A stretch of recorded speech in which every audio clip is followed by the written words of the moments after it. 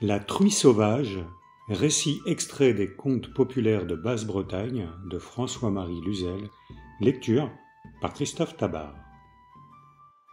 Un jeune seigneur, étant un jour à la chasse, dans un grand bois, non loin de son château, rencontra une truie sauvage. Il la coucha en joue, et il allait faire feu lorsqu'il fut bien étonné de l'entendre parler ainsi. « Ne tire pas sur moi, car tu dois m'épouser. » « Dieu, que dites-vous? Moi, épouser une truie sauvage ?» s'écria le seigneur. « Oui, retourne à la maison quand tu voudras et rappelle-toi ce que je t'ai dit, je serai ta femme. » Et il retourna à la maison, tout triste et pensif. « Que t'est-il arrivé pour être si triste, mon fils ?» lui demanda sa mère. « Hélas, ma mère, j'ai été à la chasse et j'ai rencontré une truie sauvage, et comme je la couchais en joue, elle a pris la parole, comme un homme, et m'a dit qu'il me faudrait l'épouser. Hélas, mon pauvre enfant, si elle l'a dit, il faut que cela soit. Cette truie habite un vieux château à l'autre extrémité du bois. » À partir de ce jour, la truie venait tous les jours visiter le jeune gentilhomme, et celui-ci en avait tant de chagrin qu'il était près d'en perdre la raison.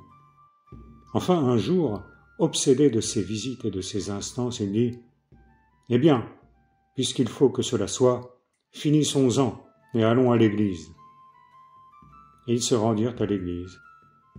Le curé, fort surpris, faisait des difficultés pour unir un chrétien à une truie sauvage. « Mariez-nous hardiment, dit la truie, car si vous me voyez sous cette forme, c'est ma mère qui en est la cause. » Et le curé les unit. La truie emmena alors son mari à son château, qui était fort beau.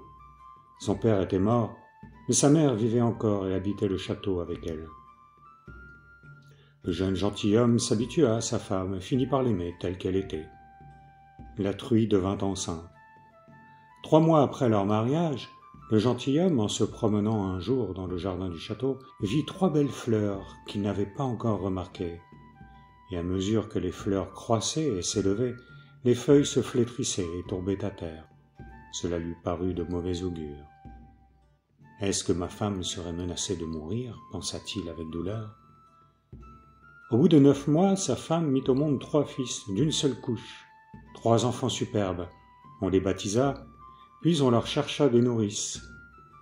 Ils avaient tous les 3 des cheveux d'or, et quand on les peignait, il tombait des pièces d'or de leur tête. La truie avait défendu à leur père de les toucher. Il ne les voyait même que par le trou de la serrure pendant que leur nourrice les peignait. 6 mois après, le père, en se promenant dans le jardin du château, vit encore 3 fleurs magnifiques, et à mesure qu'elles croissaient et s'élevaient sur leurs tiges, les feuilles se flétrissaient et tombaient à terre. Et il en conçut encore de l'inquiétude à l'égard de sa femme. Mais au bout de 9 mois, la truie donna le jour à 3 autres fils, plus beaux encore que les 3 premiers. On les baptisa aussi, on leur donna des nourrices, et l'on en prit tous les soins imaginables. Ils avaient aussi des cheveux d'or, et quand leur mère les peignait, il tombait aussi des pièces d'or de leur tête.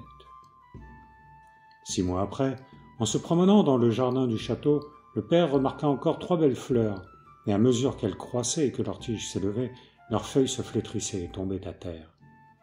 Il en conçut encore de l'inquiétude au sujet de sa femme. Mais au bout de 9 mois, la truie donnait encore le jour à 3 enfants, 3 petites filles cette fois, belles comme le jour. Voilà, 9 enfants en moins de 3 ans.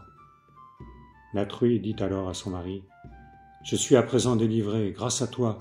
Ma mère trouvait les enfants de toutes les autres femmes laids et contrefaits, et Dieu, pour la punir, lui donna une truie pour fille. » Et aussitôt, elle changea de forme et devint une belle princesse.